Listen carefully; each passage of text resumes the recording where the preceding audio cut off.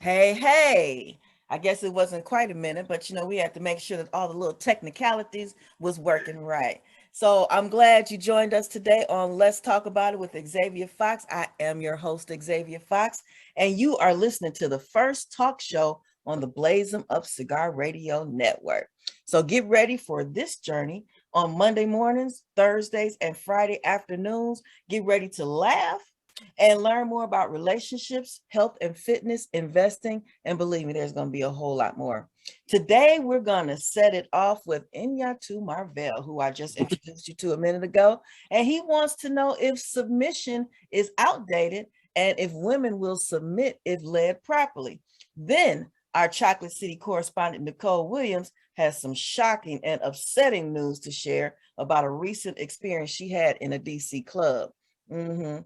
If you have any questions on either segment, feel free to zoom in using the link which can be found on my Facebook page, Xavier Fox, or join the Facebook group, Let's Talk About It with Xavier Fox, and get all the info and updates.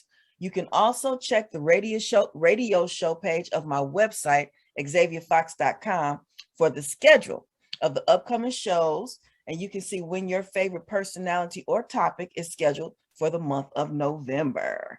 Now, let's get to it. How you doing there, Mr. Guest Host? I am fantastic on this rainy Thursday afternoon in Chicago. As I shared earlier, it's a few holidays going on today. It's Veterans Day, it's Manifestation Day, it's Throwback Thursday, and it's Let's Talk About It with Xavier Fox Day. So let's talk about it. Let's talk about it. I'm turning the mic over to you. Go ahead. Awesome, awesome, awesome. So, I am often, these topics are inspired by conversations that I see taking place on social media, whether it be Facebook, Clubhouse, Instagram, TikTok videos. And so, this topic came up. Is submission outdated? And so from my own personal perspective, I would say absolutely. This idea that a woman should just listen to whatever a man says and do whatever a man says simply because he's a man, that's certainly outdated. I don't know if it was ever dated properly. So we can certainly throw that out of the window. But there are nuances, in my humble opinion, to that conversation. And so there are lots of men who are holding on to the idea of submission and arguing back and forth with women about it every day Yes. on social media. I have never had that problem. One, I'm not concerned about a woman submitting to me. And two, even if I was, I certainly understand that arguing with her about it or talking to her about it is not going to make her want to submit. If anything, it would have to be a demonstrated results from actions you've taken over the course of your life that may make someone want to listen to you. But again, I understand why some men are holding on to it simply because women are holding on to lots of possibly outdated traditional roles for men. So I think it's become a tit for tat thing, that because men are still being held to the standard of being a provider, still being held to the standard of having to be the person to court, to pursue, and all of those things, that men want to see, some of those old school traditional values those standards being held to women as well. And so, unfortunately, it's this tit for tat thing. So if anybody who knows me, I'm in Nyatu Marvel. They call me Mr. Hitch. I love this dating and relationship consulting industry that I'm inspired by, really wanting to help people of color see the value of connecting with the right person, not just any person, right? But connecting and partnering with the right person and experiencing a healthy, sustainable partnership that is mutually beneficial. I believe that if we can't come together on a simple man and woman level, it's going to be very difficult for us to come together as a community, a culture, and a race. And so I use dating and relationship consulting to try to bring value to the conversation, to try to bring some positive perspectives to the conversation. So I won't be trying to prove people wrong in this conversation. I won't be trying to insult people in this conversation, but I will be trying to bring perspective that could possibly lead to healthy, sustainable relationships, especially in the Black community. And so When you let Yeah, me ask you a question real quick. sure. So Mhm. I actually when you posed this topic, I thought to myself, okay, is Nyatu into this whole submission thing? Because that is kind of a traditional thing. And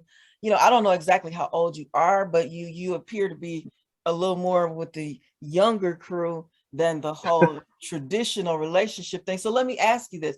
When you see women who are talking on submission, because we had a couple on the thread yesterday Right. who were in favor of submission. Does that, when you hear a woman talk about, oh yes, I'm going to submit to this man, what does that make a man think right off the bat? I don't make any assumptions about that. What I understand is that, life is not uniform. What's best for me is not necessarily going to be best for the next man, and what's best for Xavier is not going to be necessarily best for the next woman. So I don't jump to any conclusions when I see that. I find myself wanting to know more. And so as we get more in depth in this conversation, we have to understand that when people use a word, they don't always mean the same thing. Right. So one person might be talking about submission and be talking about a totally different concept than what another person who's talking about submission thinks about it. And so, when I see that, I want to ask more questions and or find out more about it. The same way when I saw some of the women who were totally against being led in any way, shape, form, or fashion on that same thread that we had yesterday, having a kind of a pre-conversation about the topic. Yeah, it was definitely a great conversation yesterday. We actually do have one of the participants from yesterday's conversation on the call right now. I'm gonna give her a chance to say something if she wants to in a little while.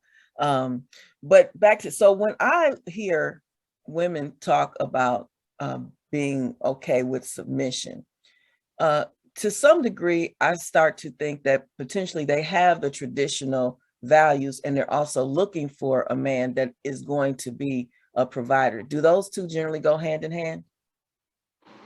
I think so. Although, there are always going to be people who misunderstand things. So I have seen examples where women were allowing themselves to be led and submitting simply because they thought is what they're supposed to do. So they were submitting by default. And in some of those cases, I don't think that those men were upholding their part of the bargain and, leading them into the right direction. Mm-hmm. Mm-hmm. And So, so the term I've heard this term or read this term a few times, and you used it yesterday. And then I'm gonna be quiet so that you can finish the show. But led properly, that that yes. that actually kind of made me itch a little bit when I read it. Okay. So what Okay. the heck does led properly actually mean?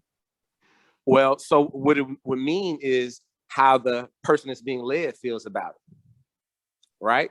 So, one of the examples I gave yesterday, because one of the young ladies said, "Hey, I'm not a dog. Can't nobody lead me nowhere." And when I asked her about it, because I didn't want to attack her, I said, "Hey, no woman needs to be led in any circumstance or anything. You never needs to be led." And she stood on that, and it just made me think to all the different ways we've been led over the years, properly in some cases, and how still to this day, right now, we were having that argument on Facebook. So to some degree, all of us are being led by Mark Zuckerberg, and I don't know how proper that leadership is, but it's there, Right. bottom line, right? And so, in my humble opinion, sometimes people are in denial about it, or sometimes we're just um, harder on it under certain circumstances. So it sounded like while she was totally 100,000% against a man leading her in a romantic relationship, or her needing to be led at all, my guess is that she didn't invent the hairstyle she has. She didn't invent the clothes she had on, and that whether we want to admit it or not, we're being led in directions all day, every day. And so, as you saw in my comment, I said, "Hey, this thread, this campaign against leadership reminds me of the slaves who told Harriet Tubman, 'You can't lead me to freedom.'" Hmm. Right? They stuck on the slave plantation because they didn't recognize the leadership when they saw it. And so I'm a man, but I have been led in life, and sometimes properly, and that's my own opinion. No one else gets to to decide for me. But I can remember some years ago putting a question on Facebook to Black women, and my question was, has a man ever led you anywhere great or led you to anything good?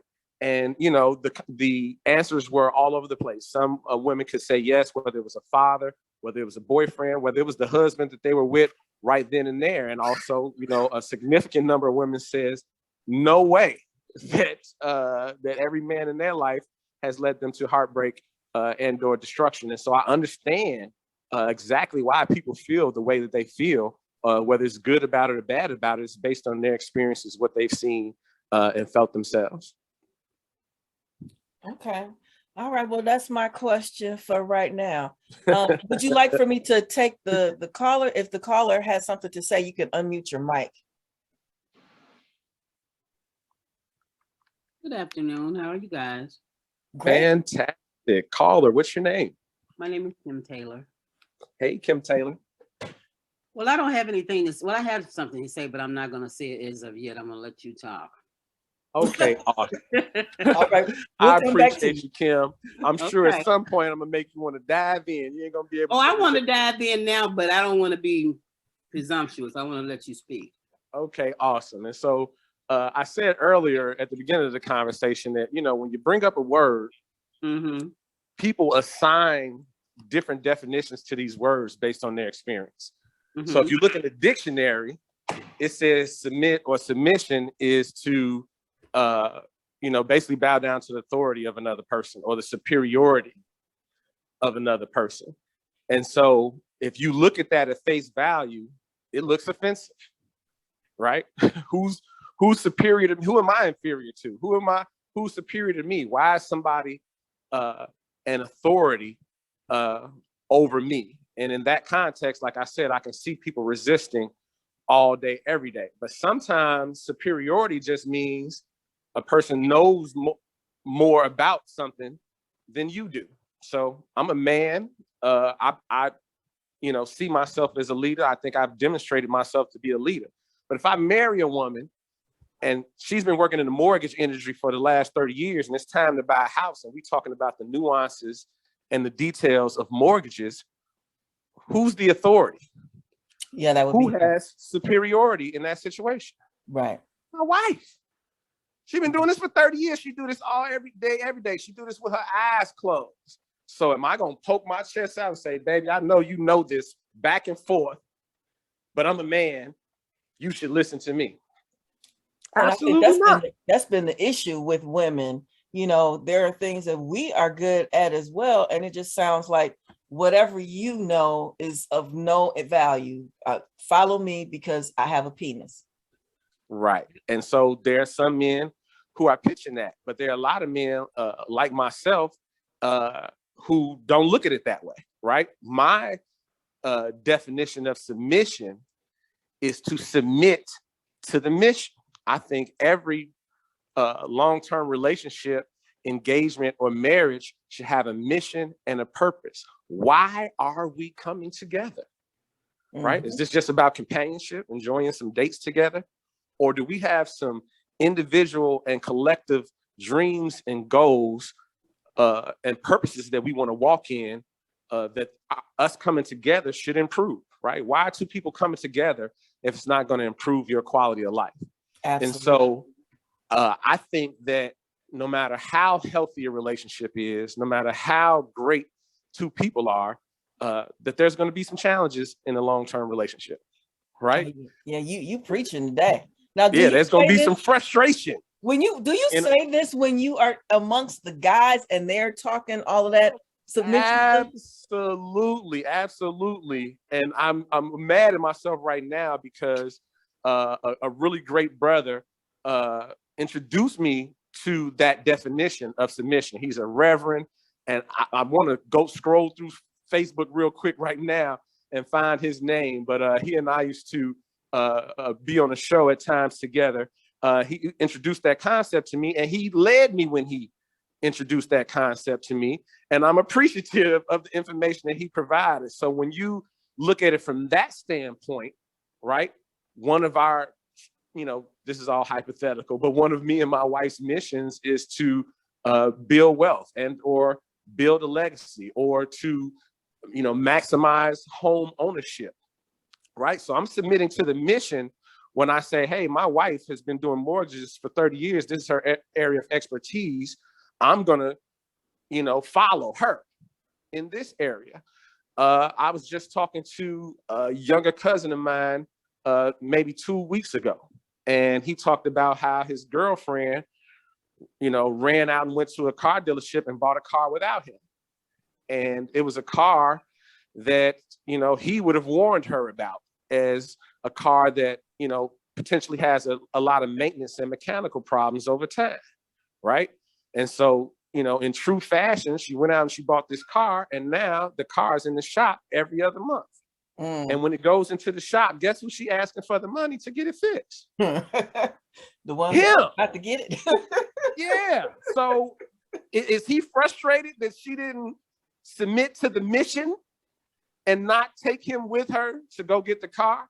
Absolutely, because her misstep is not costing her extra money. It's costing him extra money.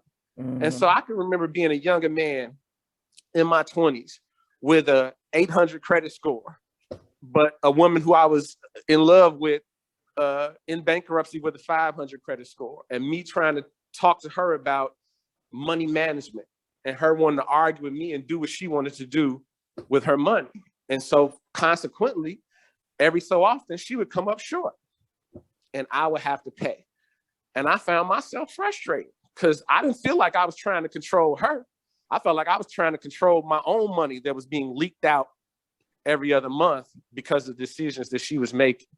And so again, when people come together in true partnership and in a healthy relationship, it is perfectly fine to recognize when your partner may have more expertise or more experience in a certain area. It doesn't make you inferior. It doesn't make you a less of a person. It doesn't make that person your boss. If you ask me, it's purely common sense, right? That, no one's going to be better than the other person in every category. Everybody has their areas. And when people come together in a true partnership, they figure out who's better as what. They figure out how to play together, work together, and complement one another to succeed in the mission and the purpose for their connection. And so with that being said, I want to invite Kim on into the conversation. Well, excuse me one moment. I'm going to ignore this. That's what you call balance. And that was what I stated in my comment yesterday. We men don't know how to do everything in the household, just like women don't know how to do everything outside of the household in terms of what men do. So you got to figure out what your strengths are and your weaknesses are, and you have to be willing to let the other person take on that part. And that's where we tend to get that confused. And I think it's also too in how you've grown up in a household with men and women or around you, like aunts and uncles and my grandparents. This was how they operated. The men, and I'm not saying everybody did that, but the majority of the men, they took care of what they considered the man things, and the women took care of the women things. And how it was balanced out in the submission thing, I've always felt that, women, our goal has always been to satisfy our men. And we're going to do whatever it takes to get them satisfied. But when it comes to them thinking that that's something that we have to do, no, that's a choice. We want to do it from the beginning. But when you make it seem like it's something we have to do, then you're going to have pushback from that. And it would be the same thing from you guys if we said something that you felt like it was a burden on you.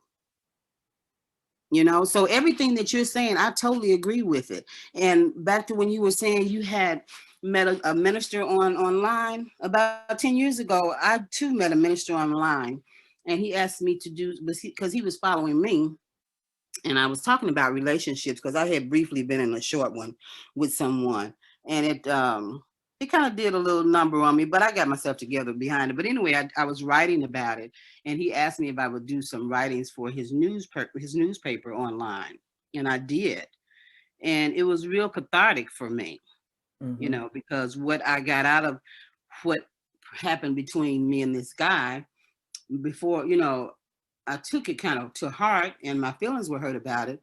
But then in the end, I realized he didn't really come into my life to be in my life. He just reminded me that there's love again in my life Mm. that I had forgotten I could have again. And Mm. that was what his purpose was there for, not to necessarily us to have a relationship. We had that moment and it was over with. But it took me a minute to figure that out, you Mm. know? So if we would stop and learn how to really watch each other's love language, because for me, it's about me pleasing my man so that he can please me. He'll want to please me.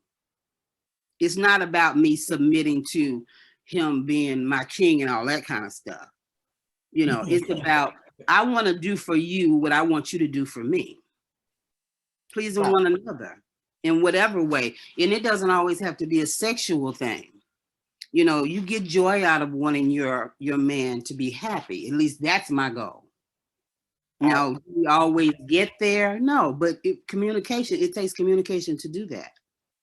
And you know, another thing I think with the term submission, when it comes to women, especially since we wear many hats at this point in Mhm. this society, because there are a lot of single parent families, and a lot of those families are female headed single parent Mhm. families.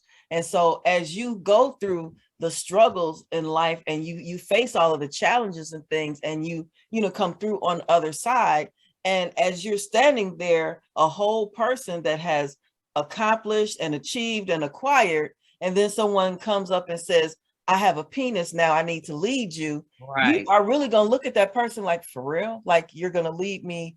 Where were you back then when I may have actually needed some leading, but I figured this out up till now, and here we both are, you know, 40, over 40 or whatever. Now you want to lead me where are we going? But why do we keep thinking we can lead with our penis? I mean, have we not realized yet that sex is not the only thing that leads, you know, that gets you to where you want to the goal? You know, it's just part of the thing. It's about, you know, us wanting to raise each other to our highest self. You know, whatever that is you want to be as a man, whatever you want to do as a man, I want to help you get there. Right. But I want the same thing. Exactly. Okay. Exactly. I And, want the same thing. And you can't do it just by screwing me. and that's the challenge that I think a lot of women face, because you run into men. I know in my age group, I run into men, and I heard Nyatu say it the other way around, that, you know, women want the traditional things when it's for their benefit. But, you know, as a woman, we run into the exact same thing, because I have men that approach me, Mm-hmm. kind of all people, and talk to me about, you know, submission and being led. Well, you Mm-hmm. know, just my personality alone is not that. I am going to support my man. Don't get me wrong. I like to spoil him, support him. I'm gonna push him to achieve what he want to achieve and stuff.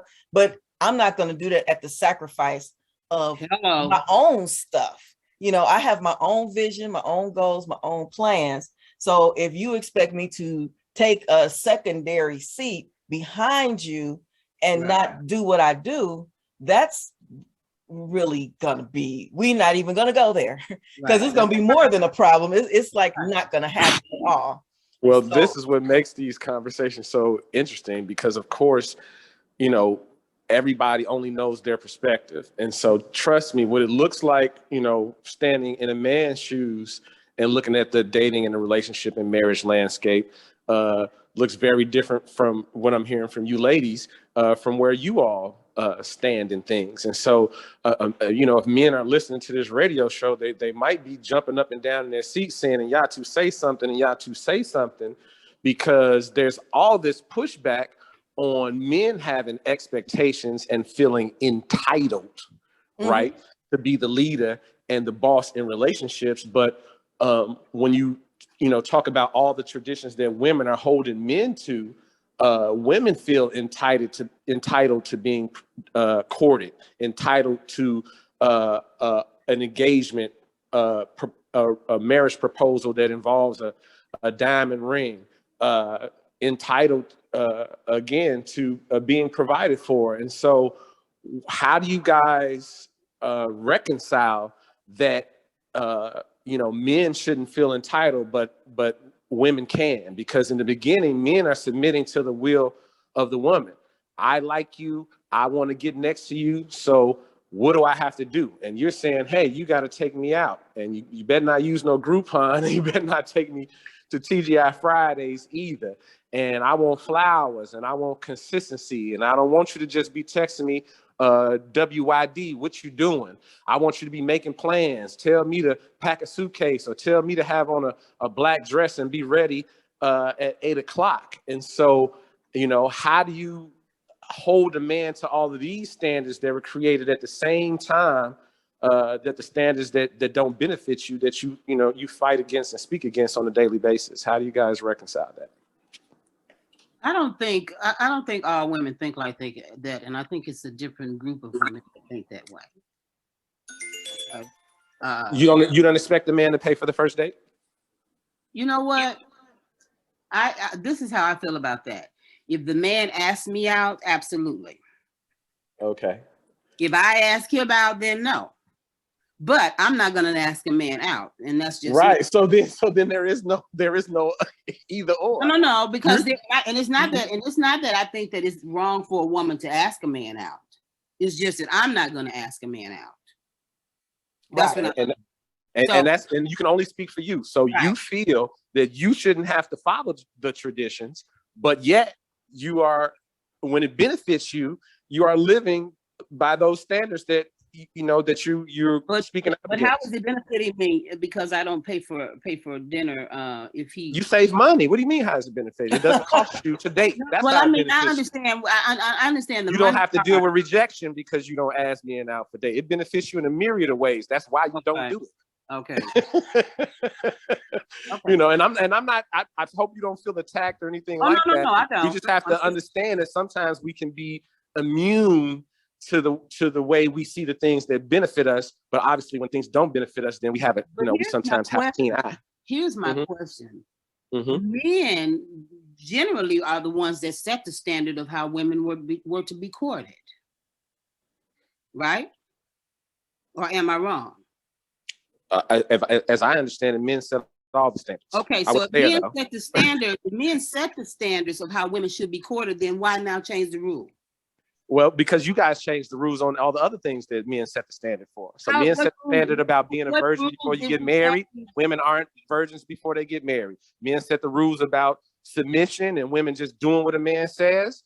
Women don't do that anymore. Men set the rules of dating where when courting traditionally started, you couldn't be dating and courting more than one man at a time. But who was the women courting and dating though? What do you mean? Who are the women courting and dating? Men. So men set the rules and men broke the rules, and women just no. Men broke the rules and women broke the rules. See, well, that's there's what I'm been saying. there's what been I'm no. saying is, but you guys set the rules for dating of how women should be courted, and then you all change the rules by going and courting women, doing opposite of what you're saying, and women following suit. Wait, hold on. Okay, so let me hop in there real quick. Sure, of course. Because you said so. We're talking about men set the rules. So did men set the rule about being the provider? I would assume. I don't know. To my knowledge, men set all the rules. That patriarchy wasn't existing. I wasn't there. Right, that's what I'm thinking. I've only been here for the last 47 years. But if I understand history correctly, that's what I'm thinking. Men set all the rules. But so did men break the rules about being providers as well? So wait, time out, ladies. Y'all having a good time. Okay, focusing on the part you want to focus on. So the truth is, all the change that has occurred between men and women has started with women. Women decided they wanted to work and fought for that movement. Women decided they wanted equal pay and fought for that movement. Women started the sexual liberation movement and fought for sexual liberation. Women started feminism and fought for feminism. And so what I understand, scientifically speaking, this is not an opinion at all, that for every action, there's an equal and opposite reaction. And so when women began to fight to have all these freedoms, that is when men changed. There was a time where if a man saw a woman he liked, he approached her respectfully, he approached her family respectfully, he requested a date, he took her out, he brought her back on time, unharmed, he brought flowers, he courted, he got her as a wife when he asked her to marry him. And there was no competition of 2 and 3 men courting and she letting you take her out, but she also sleeping with him. None of that. Women brought all of that into the landscape. And when you do that, the equal and opposite reaction of women having money is men not wanting to have to spend all of theirs. So when you didn't have none and all the jobs were ours, yeah, provider. But now we splitting the jobs with y'all and fighting and competing with y'all for the jobs and y'all making the same amount of money. So I'm not confused about why some men are saying, well, this tradition only made sense when I'm the one who had all the money. If she got the same amount of money as I have, why should she get to keep all of it in her pocket? If she has decided to sexually liberate herself and she doesn't have to be a virgin up until marriage anymore, then why do I have to jump through these same hoops as if I was getting a woman who was only going to be mine? So I'm not saying that the reactions are right, but what other reaction did people expect when you created these movements to create all of this change? Okay, so providing didn't stop because men just decided to stop providing. With these movements, these movements were with white women, not black women, though. And what's the black women have participated in every one of those movements. I don't know what the timeline is on this. What's the timeline? Say that again. So is this timeline because we have this whole discussion about when the welfare system stepped in? Mm-hmm. So did the work movement, equal pay for equal work, did that come in before or after the whole welfare thing where the men was kicked out the house, but the men that were kicked out the house were the men that weren't providing in the first place because no woman that's being provided for. Well, again, you guys are making arguments for me that I never made. So I didn't bring up nothing about welfare. What I understand is that women couldn't have jobs at first. All falls under that. So all of that comes into it falls under that to you guys. There was a time when women couldn't work. Period. There was a time where women couldn't work. Right. Only men could have a job, right? Mm-hmm. And then advertisers began advertising things to women. I don't know if you guys know this, but it's a statistical fact that women either directly account for or influence 85% of consumer spending. Oh, absolutely. Mm-hmm. Yes. Right? And so what happened is those women start going to their husbands and saying, hey, Miss So-and-so said I can come over there and help clean up, or go over here and do this, or go over here and do that and make some extra money to bring into the household. And these men were skeptical about that because they grew up in tradition. Man, my father would have never let my mother work. I don't know about that. And she was saying, baby, it's going to be some extra money for the household, some money for a rainy day. But really, it was for purses and perfume and dishwashers and how you know that? all the things that were being advertised to women. How you know that? Were you there? I don't have to be there. I study. I studied too. I study what's going on this timeline thing because I studied too. So let's talk. Yes, Let's talk about it. Before welfare, even before welfare, women weren't allowed to work. Right. Yeah, exactly. Welfare didn't come before. Women we're weren't allowed to work, and then welfare came. Exactly. Women weren't allowed to work. So I'm throwing welfare out of the conversation. You're missing right a part in the middle between women not being allowed to work and women going on welfare. There's a big piece missing right there. Okay. Please continue. The part where so again, women weren't allowed to work legally. The women who fought for equal rights was not black women. Now, of course, black women benefited from it along the way. But in the very beginning, black women didn't benefit from it because what happened is when them white women fought for that, them equal rights, yes, it did open up doors for women to have to go back to work, but black men were being taken out of the homes. Black women had to go into the work world. We didn't want to go into the work world. Most women did not. Most women wanted to be home and raise their children. But they were forced into the work world. And then once they got into the work world, they realized, oh, I can use my brain just as well in that house as I can out here. Okay? So they did what they had to do. We can't be mad about having to become strong because we were put in a position where we had to become strong. Kim, you're passionate, but you're generalizing. You're generalizing and speaking passionately about what you think. There was a lot of things that we did that didn't benefit us, but we were put in that position. Let's be clear.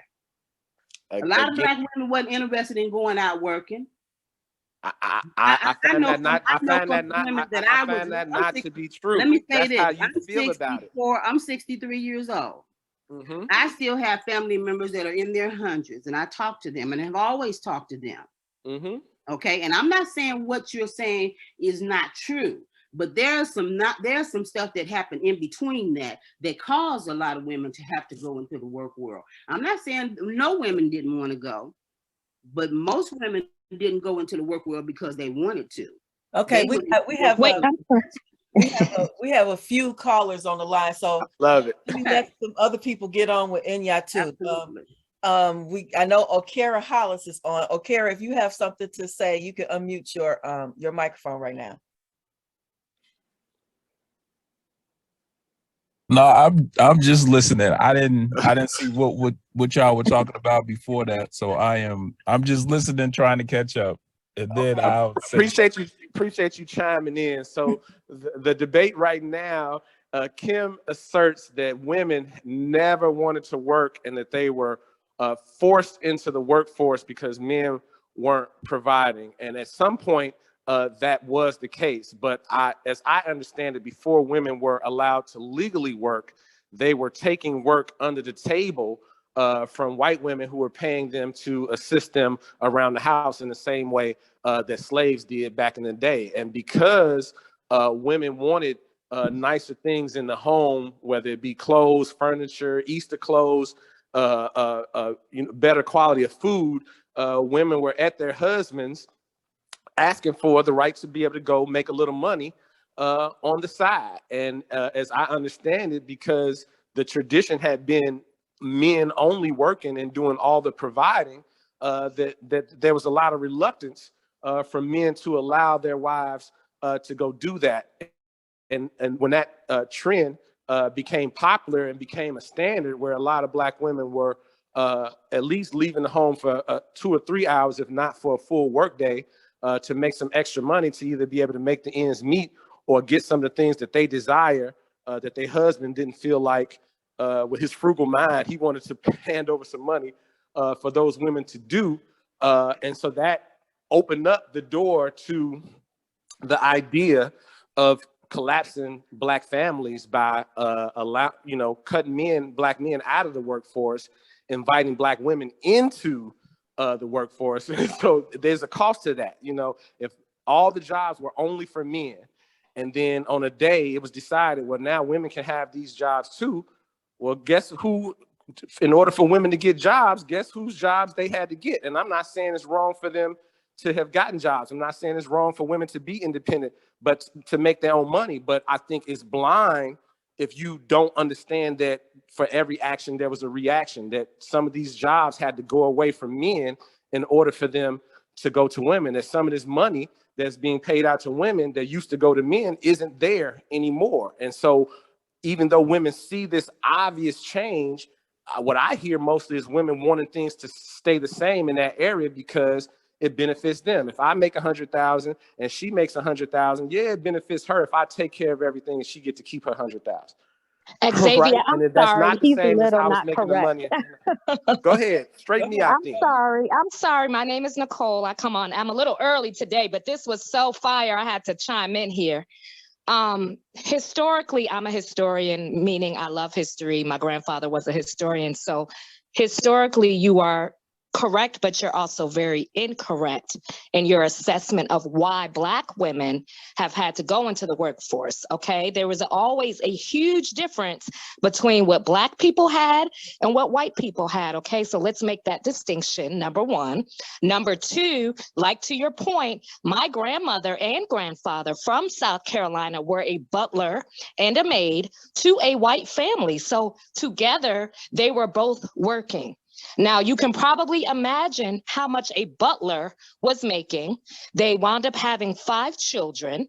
So if a Black woman was trying to work, it was not to buy a fur coat.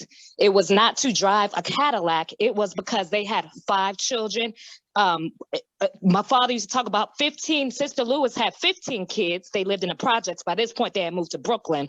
So when we were working, it wasn't to buy superficial things. It was because we had 5 and 10 and 15 kids that we had to feed, and our husband's meager salary as a butler, chauffeur, Pullman porter typically was not going to cover the expenses of all of those children. So that's why when the feminist liberation movement came about, women were able to utilize birth control methods, because you realistically, who can afford to feed 10 kids on one salary? And imagine how small the salary was. So let's not twist the narrative and say Black women were working so because our husbands didn't want to buy us diamonds and pearls. No, we were working because we had to feed the kids. So I think that is a very clear distinction that you need to be making when you make that comment, number one. Number two, women are not property of men, right?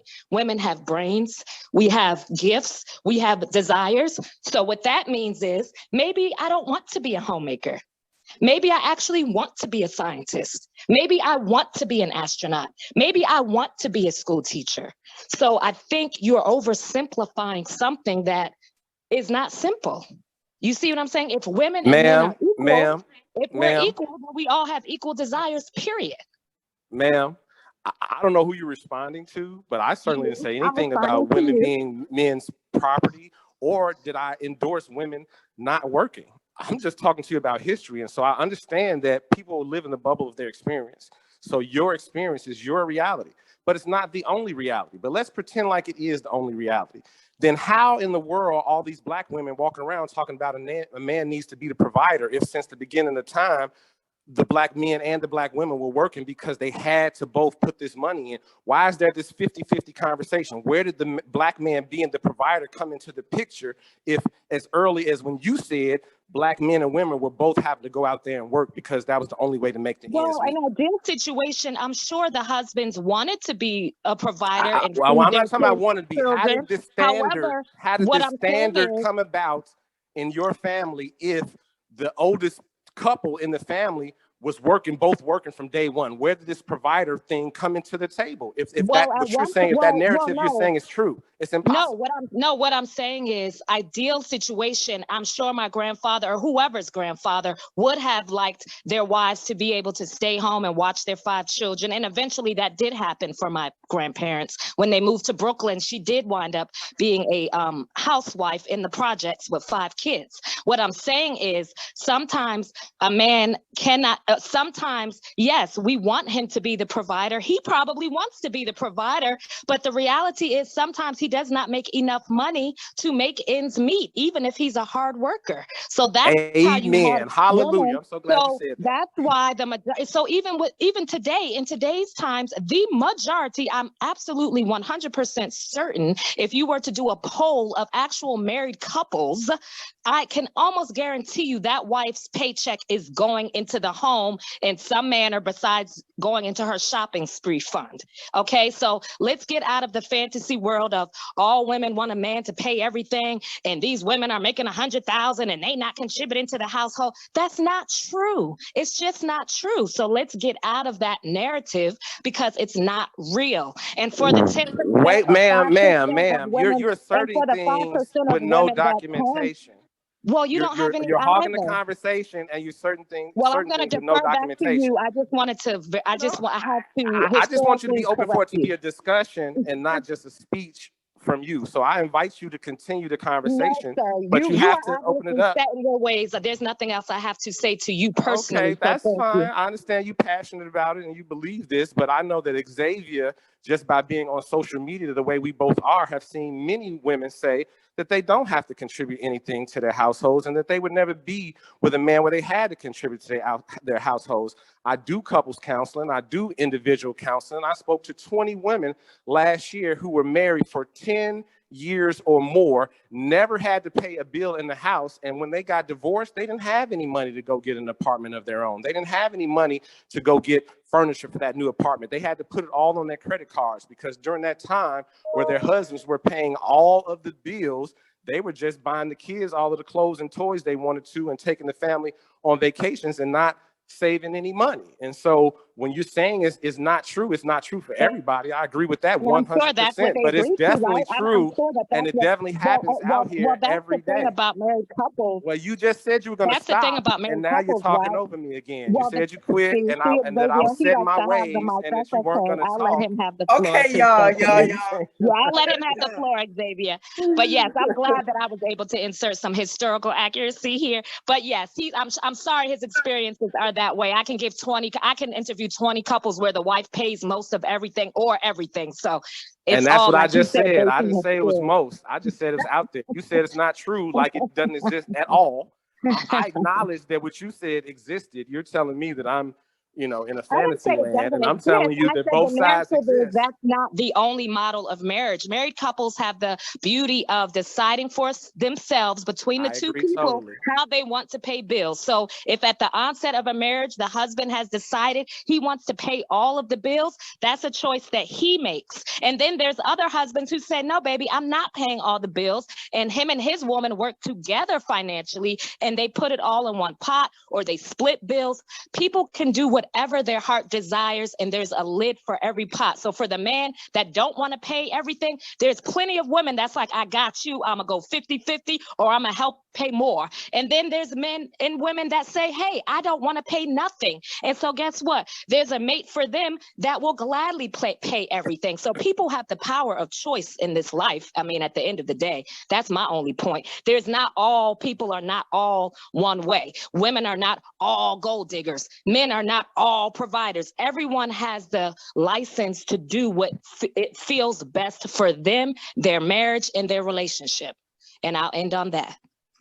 All right. Well, God bless. I agree with everything you said. I'm so glad that this is recorded because people can go back and listen to what you said before you said what you just said now. And you were saying that the things that I said weren't true. Yes, They I aren't hope they do. absolute, but they are 100% true. And you just acknowledged it just now in your conversation. And so that's why we have multiple people in this conversation. So multiple perspectives can come to the table. I can't represent all of the perspectives. You told me that this may just be my experience, even though I preface what I said by saying that it wasn't my direct experiences. This is me talking to couples and single people who are looking to be in healthy relationships on a daily basis, whether they're my clients directly or whether I'm sitting on panels on Clubhouse or lives on Instagram and lives on Facebook. And so I'm just telling you this is out here. I didn't say most. I didn't even say many. I'm just telling you that there's a percentage of people, just like you just acknowledged, that represent different sides of the spectrum. So yes, there are some men who want to be providers, and there are some men who are saying, hey, if a woman works just like I work and makes money just like I make money, then we should figure out what works best for us and both contribute to the mission. I don't believe in 50-50, and I also don't believe in living off of two incomes. That I believe that not only is marriage a beautiful thing as it pertains to love, but I also understand that it can be a wealth building tool.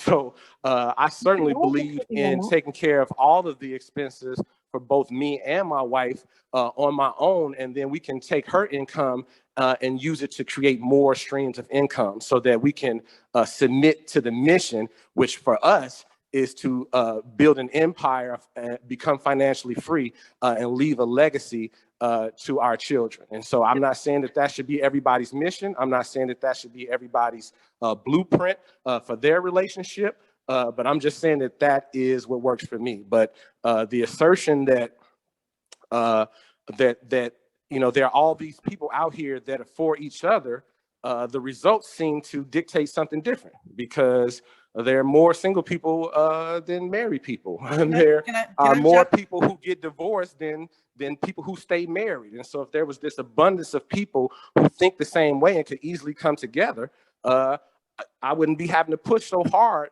to promote positive images and positive perspectives of Black marriage. It would be happening naturally on its own. Can I just jump in real quick? I just want to make some clarity because, of course, I'm just sitting here listening as everything goes on, and I'm taking little notes. So I just want to make some clarity as to where all of this kind of went into what just happened. So Nyatu, you made a point about women who were working back then and they they were working because they wanted the new cologne, as you had made reference to commercials and advertising being Perfume. to support women. And you said that the women weren't working to add back into the household. They wanted the perfume, they wanted the new whatever, you know, you made a reference to women using that money for shopping. And I think Nicole's point was more so that no, women weren't using that money for shopping. They were using that money because they had 10 and 15 and 20 kids. And that's why they were working outside of the home. As we went into what I said regarding, did women working outside of the home come before the welfare thing where they kicked the men out of the house pretty much in order for women to be able to get enough money to afford all of those kids, whereas not all men were providing, just like, you know, we've all alluded to, not all men were providers. So there probably was a certain percentage of women that did opt for the welfare check because that gave them the opportunity to stay home with their kids and be able to afford the kids because that man in the house was not actually providing. And then when it came down to equal pay for equal work, you know, I mean, that to me, that part only makes sense. And then you alluded to women making the choice. We were talking about we said that men established the rules, and we said that men established submission, men established courting, men established being the provider, men established all of that kind of stuff. And then you said that women made the choice to make the change to working. And I think what Nicole alluded to was that women didn't make a choice to make a change to work. Women needed to make a change to work because of the family needs, the household needs, you know, food, shelter, clothing. My great grandfather had 22 kids. So when you got that many, you know, my dad's father had 10 kids, you know, and when you have that many people in a household, they all have to eat, they all have to sleep, even though they had 5 or 6 people in one bedroom, all of that stuff still costs money. So it wasn't women making the choice to work so that they could go and shop. She was just alluding to that there was a need for that to happen. It wasn't frivolous, it was a necessity. And then the housewife money going back into the house. So all of the points that I think she was trying to make, and you guys kind of missed each other just a little bit, as she was saying she's into history and her grandfather was as well. So I think she was sharing a little bit of her knowledge as you shared a little bit of your knowledge, but I think you guys kind of just missed each other. But the point being made was that women did not choose for men to not be providers. It was just a necessity that it happened that way. And then I think where everything just really went wrong was when the welfare system came in. But I think the understanding between men and women is a little off center, because at this point in society, we seem to often want to just blame each other. And I don't think it was, as far as the Black community in particular, I don't think it was necessarily either of our faults. I think that we have been led, as we're talking about, you know, submission and leading. I think that in general, our community as a whole has been led astray. We have been focused on what we're told to be focused on. And that happens in a lot of situations where we're focused on what they tell us to focus on. They put the news in your house so that they can get you focused on what they want you focused on so that they can make other moves on the other hand. So I think that we're all on the same track. We just kind of missed each other a little bit. Now I'm gonna turn it back over to you, Nyatu. I appreciate you resetting the conversation, Xavier. Certainly, there were many situations where it required, as well as today, there are many situations where it requires 2 incomes to maintain a household. But this myth that is the only reason that women working came about, it's hard for me to stomach. I mean, since consumerism started, there's this influence or even being responsible directly for the spending. And so where did these new perfumes and pearls and all of these things that were being advertised to women, how did they get bought? How are they still in existence today if Black people are only spending money on necessities? It's just not true. Black people have never only just spent money on necessities. The people who could only afford necessities, that's what they did, but that's never been the limitation of Black people since slavery, that some Black people figure out a way. And so right now, you know, less than 10% of households make over 150,000, but somehow, some way, some of these Black households squeeze into that category. And so, you know, there's two sides to the story. I grew up in big families too. My grandmother had 10 kids. Before her, it was 16 kids. Before that, the generation was 23 kids. And Black people were doing that for survival, that we didn't know if our last names or our family lineage was going to continue. We didn't know if we had this many Black boys, how many of them were going to make it to 21 without being killed and or going to prison. So it was a strategy also to give us leverage as far as voting and things of that nature. And so the one thing about history is it's vast, right? And so anybody who knows anything knows that in the big scope of things, we know very little. So if you remember, I was excited to bring other people on the call, not to challenge them and tell them that they were totally wrong, but I am okay with pushing back when I'm being told that I'm totally wrong, when I know both situations existed. They had to, in order for these items to have been sold back in the day, somebody had to be buying them. Some people had these things in their homes. And so, you know, I don't think anybody is wrong, but I'm the only one who told that what I was saying was not true at all. So I've acknowledged that what everyone has said is true. You think that's when submission started to go out the window, was way back then? When do you think submission kind of started to die?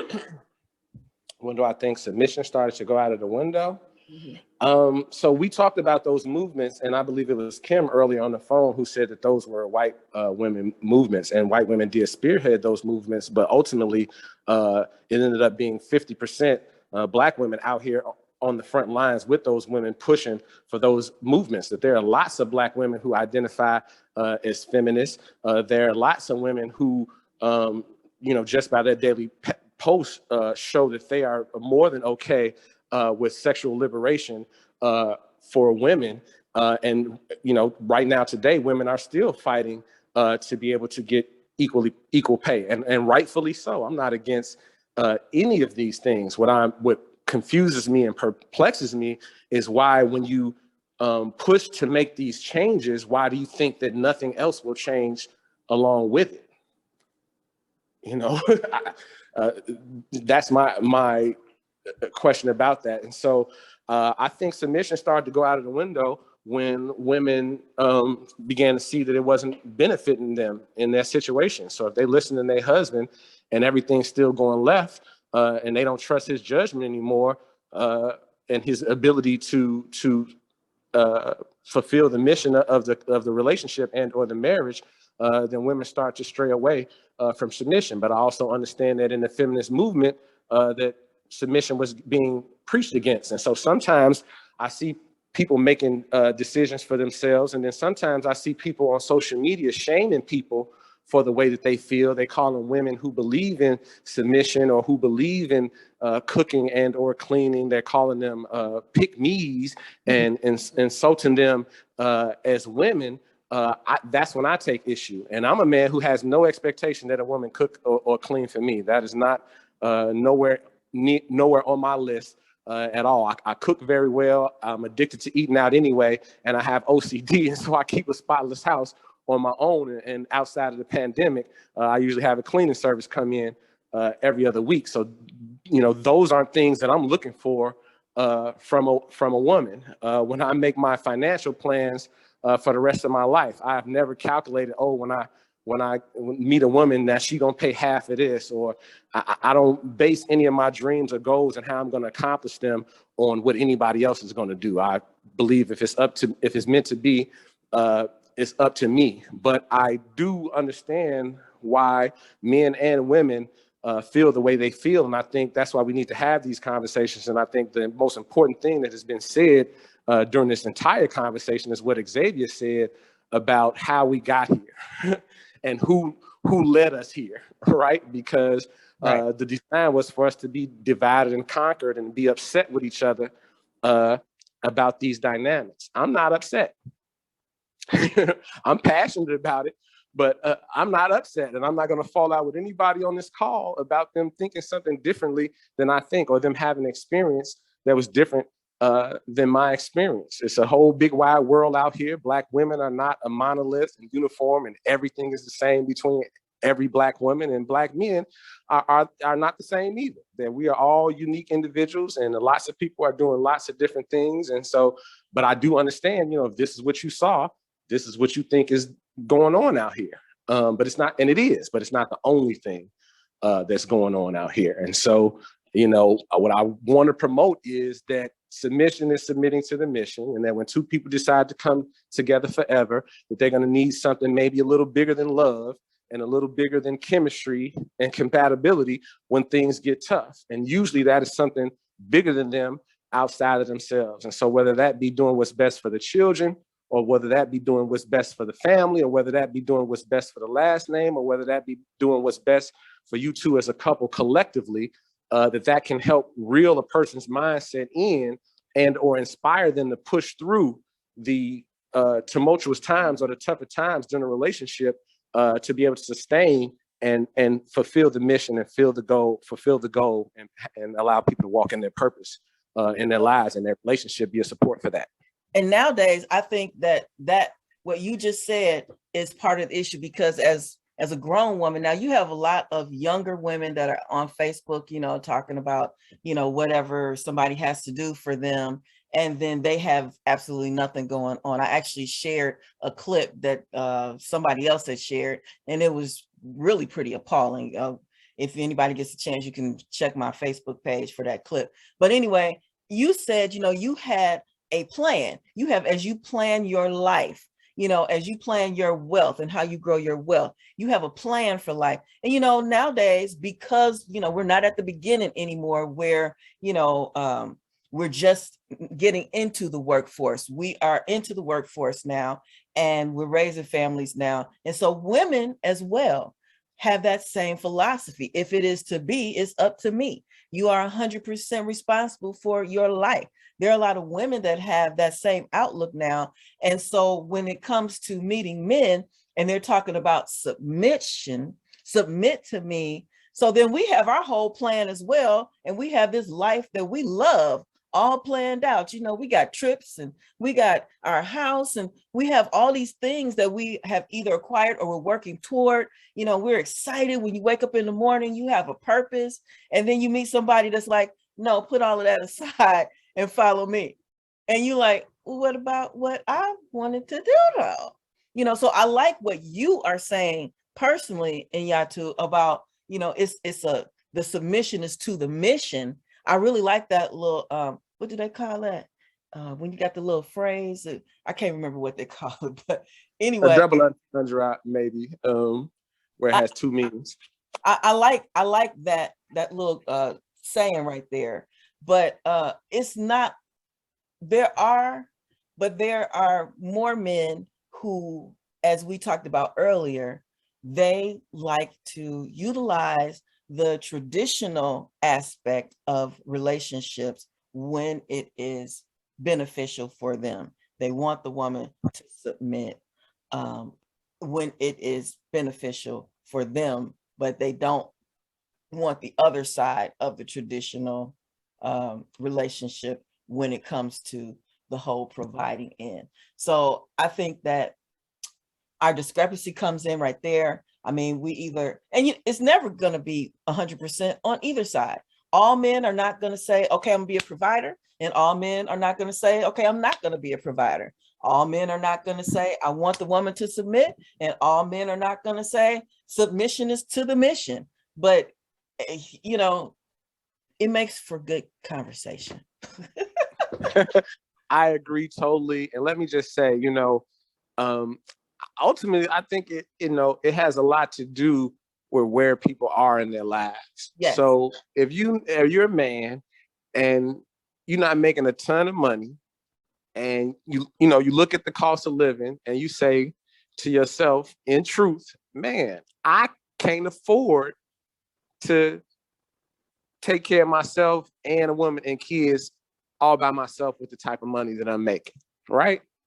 And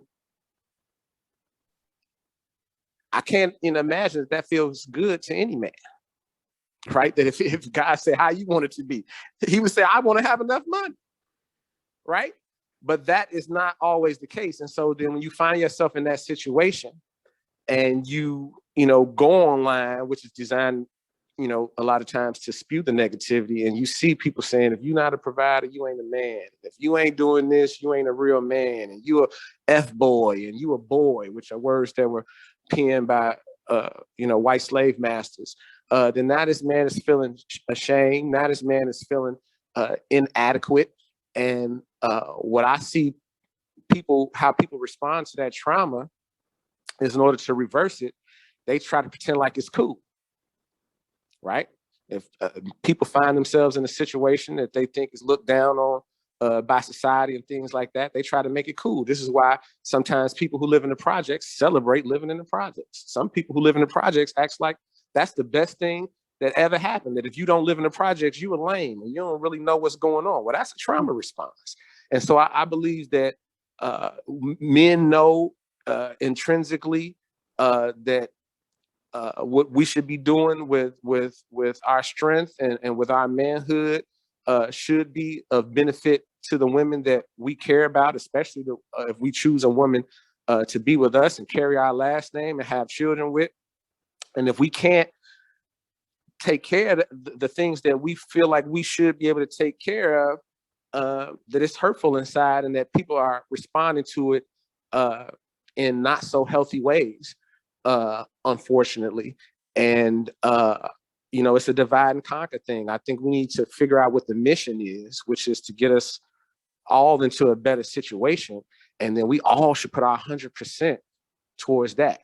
I don't believe in 50-50 relationships. I don't believe in 80-20. I don't believe in 100-0. I believe that wherever we decide that it is that we want to accomplish, wherever it is that we decide that we want to go, that we should both give our all into making that happen in every category that we possibly can. And I can't see myself holding back from my wife. And when I talked about me having a plan earlier, that's my plan for myself, but also my plan for myself as a husband is to support my wife's dreams and goals. And not because it's cliche and not because it sounds good, but I'm guessing that if I support my wife and assist my wife in walking in her purpose and fulfilling her dreams and goals, then I'm gonna have a happier wife to spend my life with. Yep. Right. So I might even be being selfish.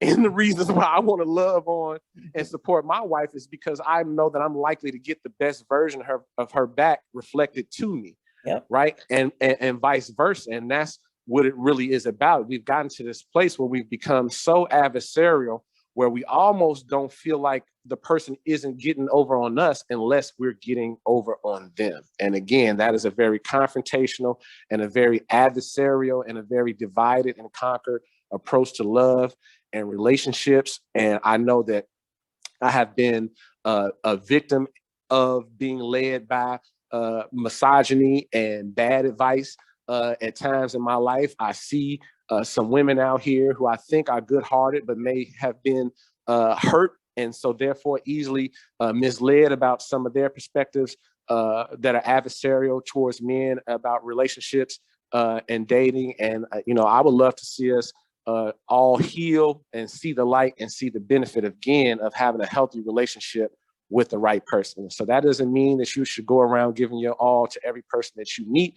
But what we have to do is we have to use our experiences to collect data in a positive way. And what I see mostly people talking about is what they don't want. And I see them creating standards and approaches and conversations that are all surrounded by what they don't want instead of what they do want. In fact, I talk to women all the time, and sometimes I ask them, what do you want? And 9 times out of 10, they go down a list of telling me things that they don't want. And I have to guide them back to telling me, okay, I heard everything you don't want. Now tell me what it is that you actually do want. And I very much believe in the law of attraction on a spiritual level and an energetic level, but I also believe in the law of attraction on a very tangible level, that if you think certain things and you're convinced of certain things, it affects how you see everything. Absolutely. And how you see everything affects the decisions and the choices you make about everything. And it's a domino effect. And so, I think it's shameful when there's a positive relationship or the perception of a positive relationship in the public, and there are people who are rooting for it to fail. Right. So I don't know what, Sierra and Russell Wilson are doing. I don't know what they do, but I know it's some guys out here that are so sick of women putting Russell Wilson up on this pedestal that they out here with cameras looking for him every day, trying to find some evidence of him cheating so they can say, look, he's not perfect, and vice versa.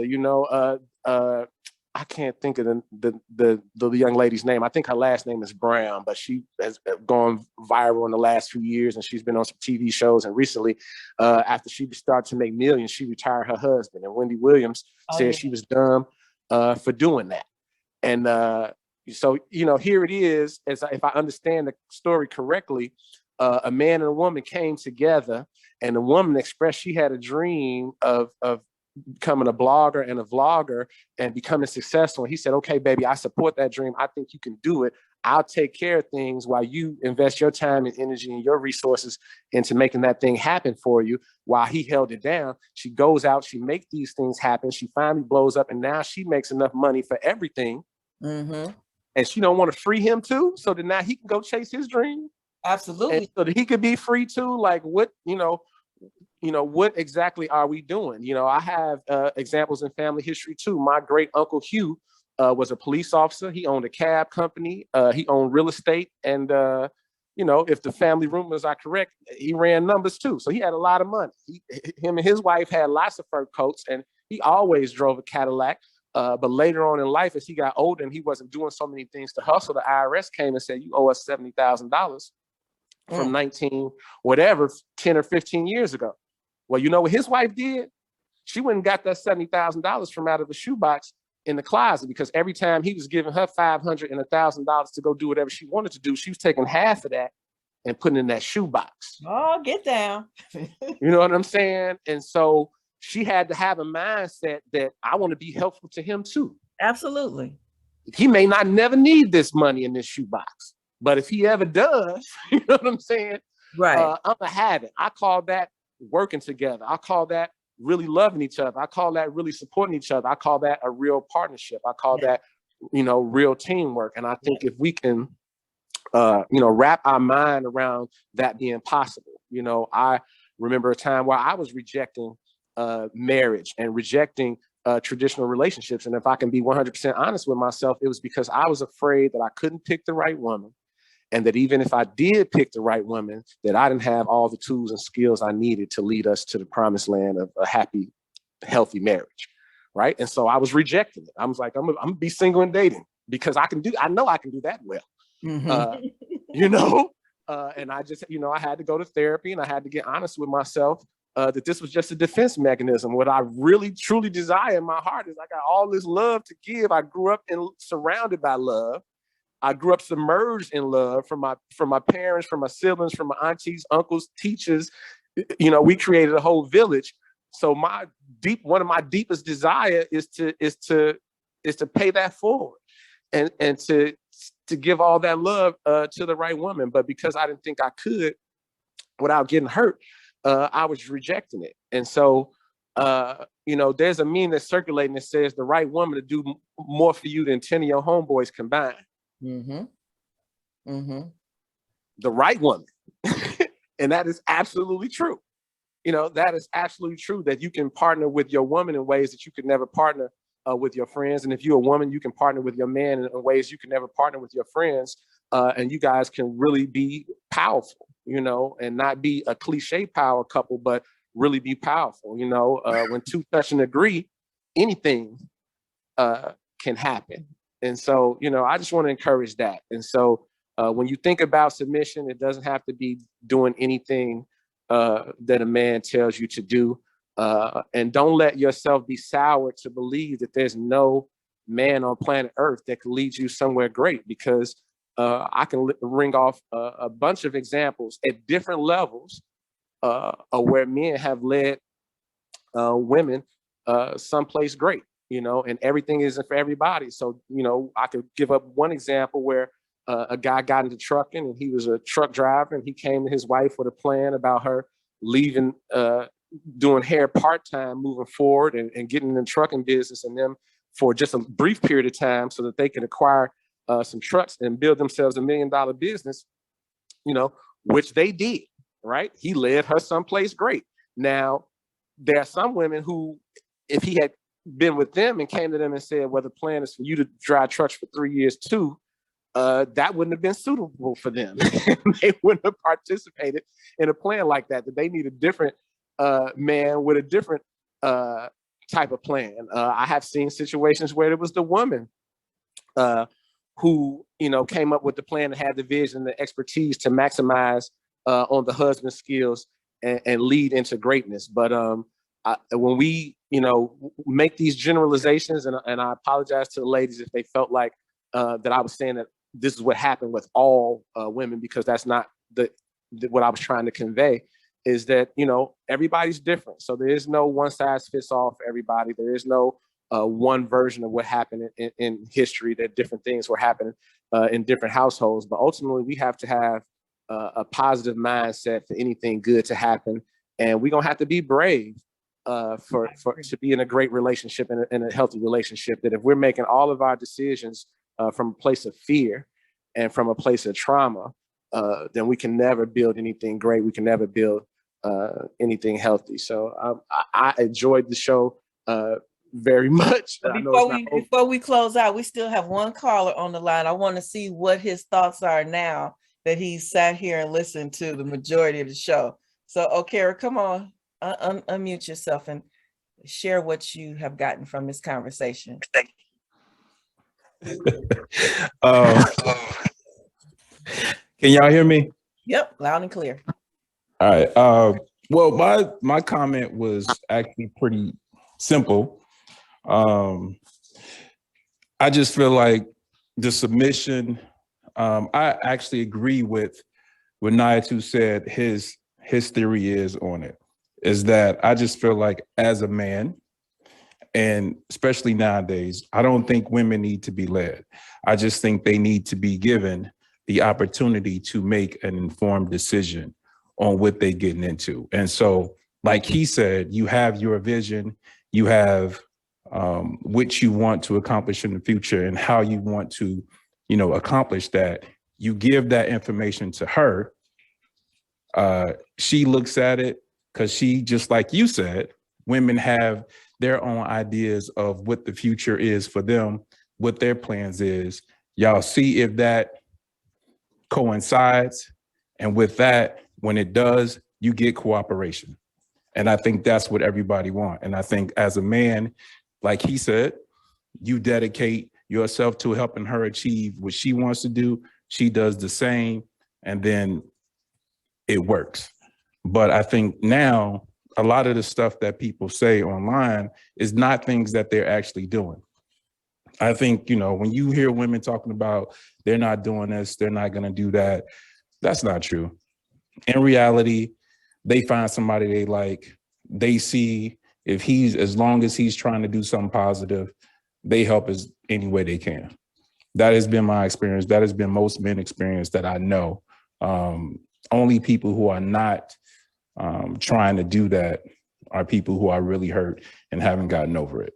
And you have a lot of that. You do have that. But I think earlier, I agree with you, Xavier. I think Nyatu and Nicole kind of missed each other. They were both kind of saying similar things, but yeah, good conversation. All right, Nyatu. So you got just a few more minutes. So how do you want to wrap up your show? Well, first I want to say what's up to my brother Okara. What's up, dog? For listening in. Thank you for chiming in. I think what you said was well stated. and I respect you and I respect your view, and I say that knowing that I haven't always agreed with you. Yes, yes, that is about true. everything, but if you don't mind, let me give you some flowers real quick, man. I can remember me, making efforts to hold women accountable online, and you would never participate. And your philosophy was that, we as men should just hold ourselves accountable and allow some woman to step to the forefront to be able to hold women accountable. And I want to let you know that impacted me and that inspired me to change my approach and participate in certain discussions a different way, because I think there's some value to that perspective, even though I don't think there's a lot of women out here holding women accountable. I still think that you're right, man. So I salute to you. And I appreciate your contribution to, the health of Black love and Black relationships and marriages with your narrative. Oh, I appreciate that. that's so cool. Absolutely. I've been looking for the appreciate pastor's name to be able to say his name. I'm like scrolling through my friends list. And of course, because I'm looking for him, I can't find him.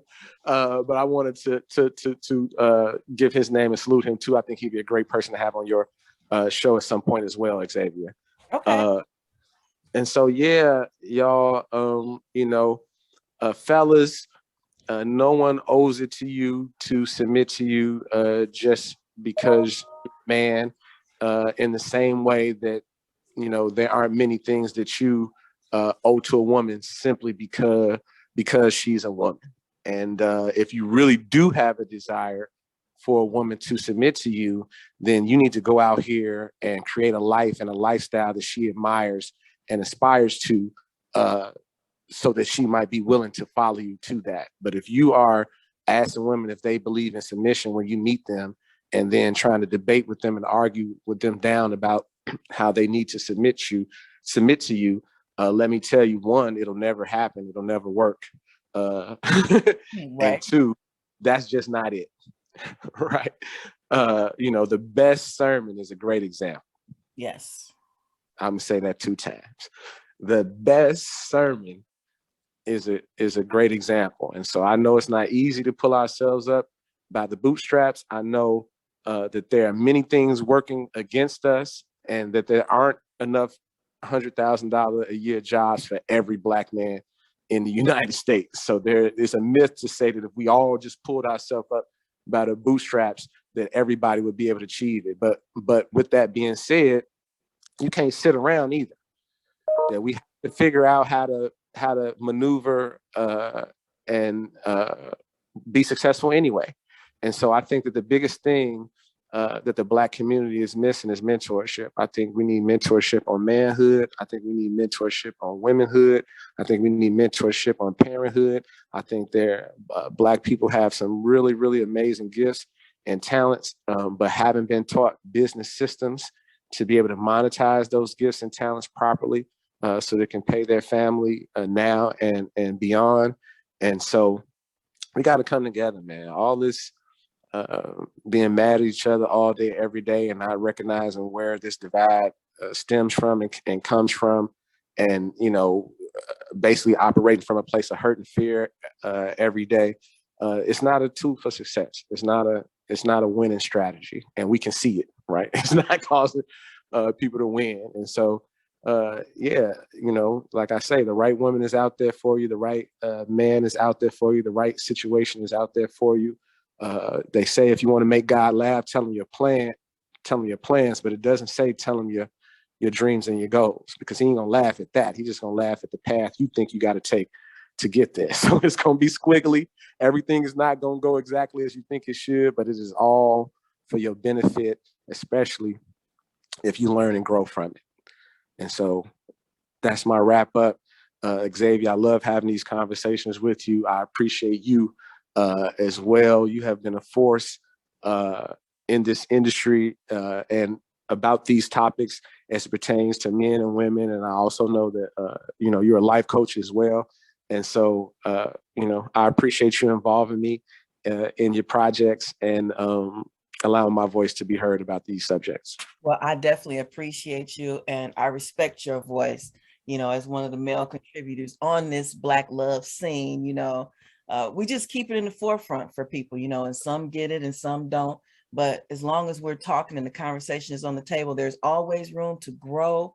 And what I always tell people, I'm one of the people, I don't require you to agree with me. Matter of fact, I prefer if you don't agree with me, because my dad always told me, if you're the smartest person in the room, you're in the wrong room. So if I can't learn, I like for people to bring different opinions. You have some people that if it's not the way that they see it, then it's wrong. And that's just not how life is. We all bring our opinions. You put it in the pot, you shake it out. People take what they want and leave what they don't want. And that's how we all grow. I appreciate everybody's opinion. I am appreciative that you agreed to be part of the show. And I am looking forward to your next show, which is when? When is your next show? You need to tell me when my next show is. I don't know. I don't remember what we decided. How often we say we're going to do this, every other week, or? It's you do a once a month show. Once a month show. All right. So today is what, Thursday? Today is Thursday, November 11th, 11/11. So is that the second Thursday of the month?